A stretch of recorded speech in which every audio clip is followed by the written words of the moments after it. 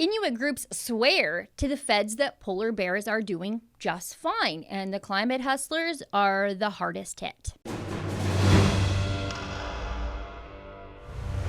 A new and exclusive report from the folks at Blacklocks Reporter shows that the federal government has a bit of a narrative problem on their hands when it comes to using polar bears as the thermostat for the Arctic. Now, before we take a look at the article, let me make my usual disclaimer when it comes to Blacklocks Reporter. They keep their content, or at least much of their content, behind a paywall. It's their business model because, just like us here at Rebel News, Blacklocks says they will never take a penny from any government they are working hard to hold to account. And I appreciate that.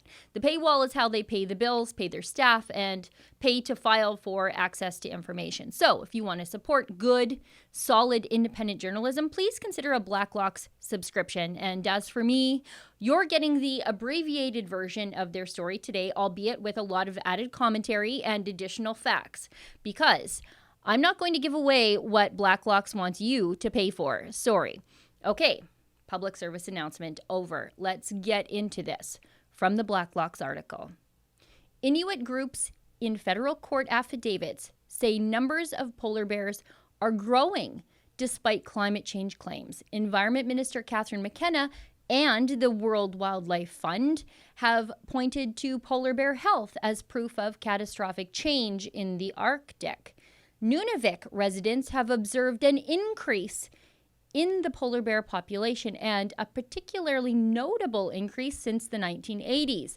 The director of wildlife management for the Nunavik Marine Region Wildlife Board wrote in a court affidavit, Inuit have not noticed a significant decline in the health of the polar bears. In fact, Nunavik Inuit report that it is rare to see a skinny bear, and most bears are observed to be healthy. The affidavits were submitted in an Inuit challenge of Department of Environment cuts to voluntary hunting quotas. The department had claimed hunting in the southern Hudson Bay is likely not sustainable and creates conservation concerns. The Inuit are fighting for their livelihoods here. The government needs there to be fewer polar bears to fit their climate change narrative, which means the government has to act and then legislate like there are fewer polar bears. This means there must be cuts to the polar bear hunting quotas, even if the number of polar bears is the same or increasing, as the Inuit assert. Now, according to the Blacklocks article, Inuit management boards since 2011 had set voluntary hunting quotas. Environment Canada in 2015 rejected that year's quota, prompting the federal court challenge. Well, isn't that convenient? The year the Liberals took power was the very same year the Inuit couldn't manage their bears without government intervention anymore. And here the left keeps telling me that colonialism is bad, yet they're doing it. Now, I went looking to see what a polar bear means to an Inuit community, like what it really means. And I found some economic numbers from, of all places, the government of Nunavut, in conjunction with, the government of Canada. There is an interesting tidbit in all of this about what happens when polar bears are wrongly classified as endangered from polar bears in Canada. The revenue generated through annual guided hunts in Nunavut before polar bears were listed in 2008 under the United States Endangered Species Act was about $1.5 to $2 million. As the annual number of guided hunts has continued to decrease, so too has the revenue. Today, roughly $700,000 is derived from polar bear guided hunts in Nunavut.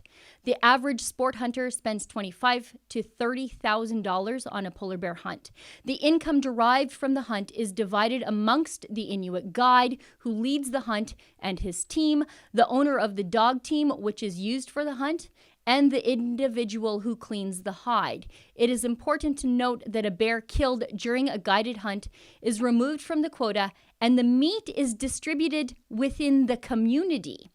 This income, or the income generated from selling a polar bear hide, is often reinvested into hunting equipment and supplies such as gas, snowmobile repairs, and a host of other necessities that enable Inuit to continue their subsistence hunting.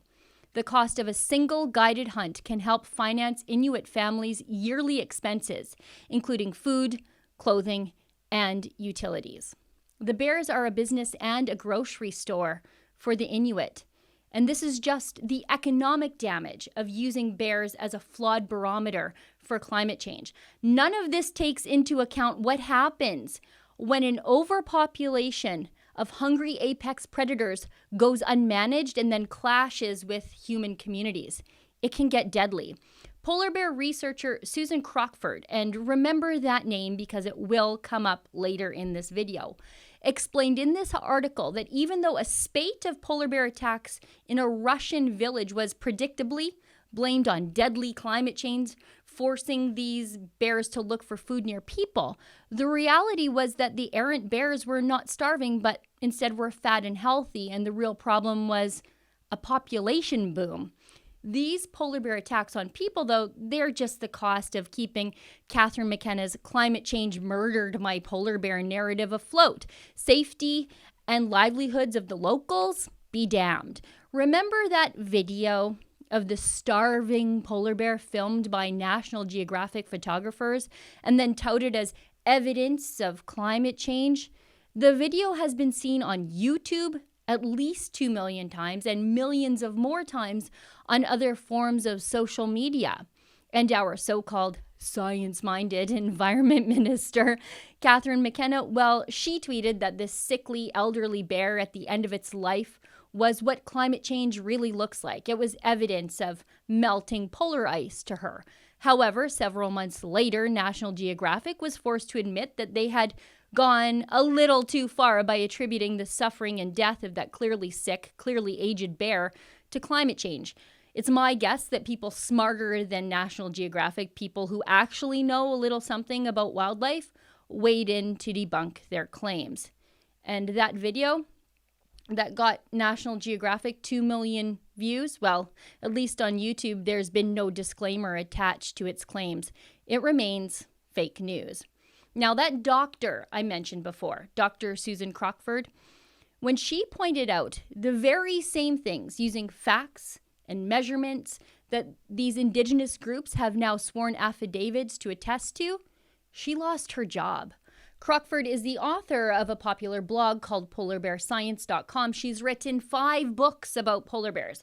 She's a zoologist, a scientist who's routinely hired by biologists and archaeologists to identify the remains of mammals, birds, and fish. She's an actual expert in her field. And yet, after 15 years at the University of Victoria, she was, according to the Financial Post, advised in May that an internal appointment, reappointment, promotion, and tenure committee had voted not to renew her adjunct professor status. Dr. Crockford says this happened to her because she has views on polar bears and related climate issues that are in conflict with high-profile academics who claim polar bear populations are in decline or in crisis. The narrative around polar bears is so important for climate change activists that they will ruin an expert's career and rob Inuit communities of their own hunting heritage and economic futures and put northern communities in serious danger. The polar bear is the iconic symbol of climate change in the Arctic for the left. In reality, it's the iconic symbol of the abandonment of hard science in favor of an agenda. And the bears, they're just a microcosm of how the left puts politics over people. Bears are tangible, not hypothetical climate models that never come true. And that's why anybody who counts them must be shut up. For Rebel News, I'm Sheila Gunn Reid. Just like the folks at Blacklocks reporter, we will never take a penny in support from the government. That means, though, that we rely on the support of people like you at home. Now, one of the best ways to support us gets you a little something back in return. You get yourself a premium subscription to The Rebel, and then you get access to all of our incredible premium content. Just go to premium.rebelnews.com to get your subscription today.